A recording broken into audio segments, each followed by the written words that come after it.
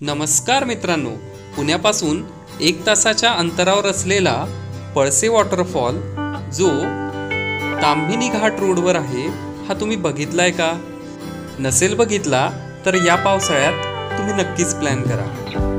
पुण्यापासून 1 दिवसाची ही सहल खूप छान होईल। येथे जाण्यासाठी विरंगुट, पौड, मुळशी आणि मग पळसे धबधबा असा मार्ग आहे।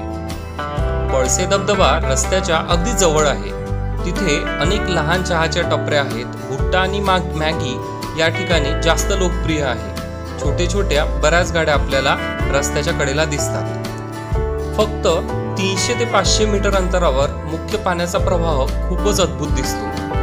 त्या ठिकाणी आम्ही गेलो त्यावेळेला पाण्याचा दाब थोडा जास्त होता आणि मुसळधार पावसात मध्यभागी जाण्याची फारशी शिफारस मी करत नाही। तरीही हा धबधबा जवळजवळ सुरक्षित असा आहे आणि कुटुंबासह याचा आनंद नक्कीच घेता येतो।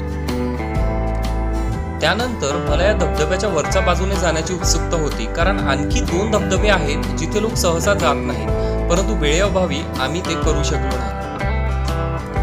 परंतु कुटुंबासहित किंवा मित्रांसहित नक्कीच अवश्य भेट द्यावी असा ताम्हिणी घाटातील पळसे धबधबा हा अद्भुत आणि सुरक्षित असा धबधबा आहे। धन्यवाद।